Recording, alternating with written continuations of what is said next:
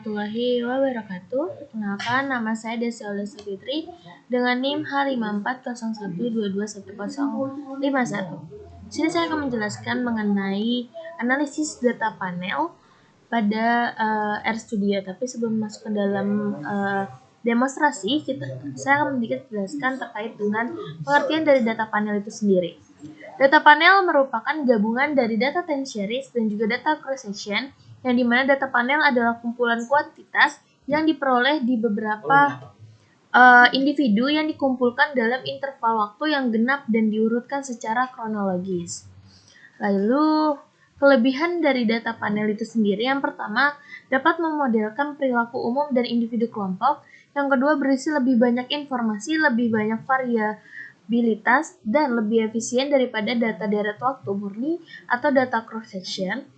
Terus yang ketiga, dapat mendeteksi dan mengukur efek statistik yang tidak dapat dilakukan oleh deret waktu murni atau data cross-sectional. Lalu ada model dalam data panel yang dimana Paulet model atau ada 3, yaitu adalah Paulet model, Fixed Effect model atau FEM, Random Effect model atau RAM.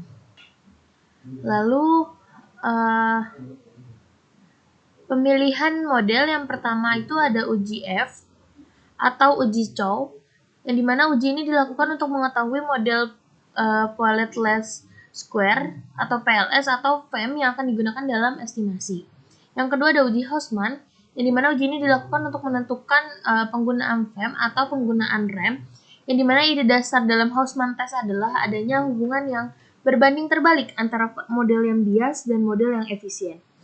Lalu yang ketiga ada uji Langrenz multiplier, yang dimana LM test atau lengkapnya De-Bruijn-Pagan LM test digunakan. Itu biasanya jika hasil estimasi model menunjukkan penggunaan FEM, maka perlu dilakukan uji LM untuk memilih estimator struktur heterokedastisitas atau homokedasitas. Yang terakhir ada uji asumsi klasik, yang dimana pada data panel hanya diuji multikoliniaritas dan heteroskedastisitas. Lalu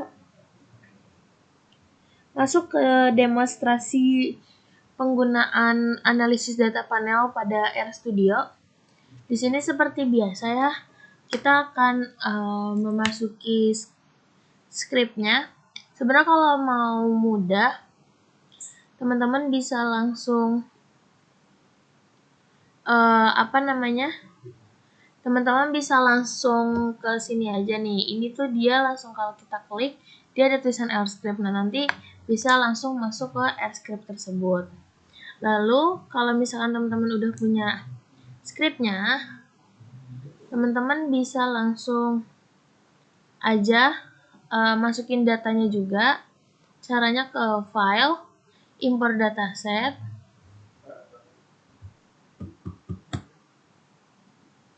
Oke, setelah kita masukin datanya, ini langsung aja. Tadi kan kalau masukin data ke file, import data, terus kayak biasa dia.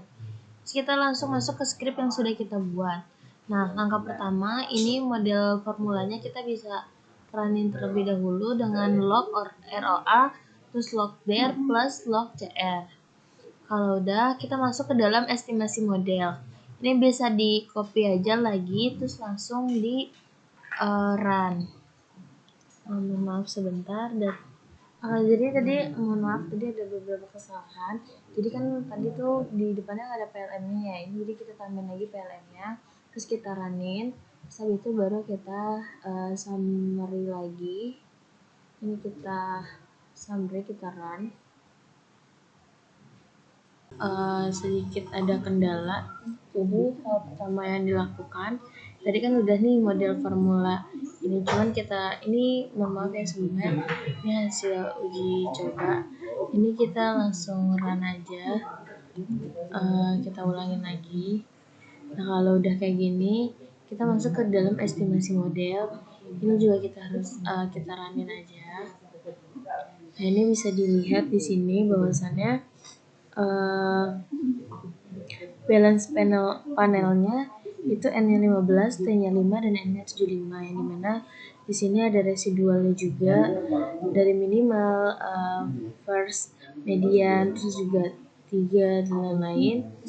Terus kita bisa lihat di sini bahwasannya total sum of squares-nya itu ada di 68,248, residual sum of squares-nya ada di 3187, R square-nya ada di 0,53303 atau 0,5, adjust right R square-nya ada di 0,52 sekian, dan F static-nya ada di 41,0934, P value-nya ada di 1,24 sekian. Terus kita masuk ke frame satunya. Ini bisa kita langsung run aja. Nah, di sini sama ya halnya, total sum of square-nya, terus juga residual, R square-nya, dan lain-lainnya. Sekarang kita masuk ke dalam RAM-nya. Kita runin lagi. Nah, di sini mungkin ada perbedaan, yaitu total sum of square-nya ada di 26,45, residual sum of square-nya ada di 16,149, R square-nya ada di 0,3, itu di bawah 0,5, terus juga ada adjust R square-nya ada di 0,3 juga. Terus ini setelah itu kita masuk ke dalam pemilihan model terbaik, yang mana kita ini kita runin aja. Terus kita masuk ke uji Hausman, yang dimana kalau uji Hausman kita pakainya PH test F1 RM1. Kita runin lagi. Nah, kalau ini di sini bisa dilihat nih teman-teman bahwasannya Hausman testnya itu si fisiknya itu dia ada 8,6095, P value-nya ada di 0,0135, berarti dia di bawah dari 0,05. Ya, nah di sini adalah alternatif hipotesis one model is inconsistent. Terus masuk ke dalam pemilihan model yang tepat, kita pakai PLM test BP ini. Terus ini di run aja.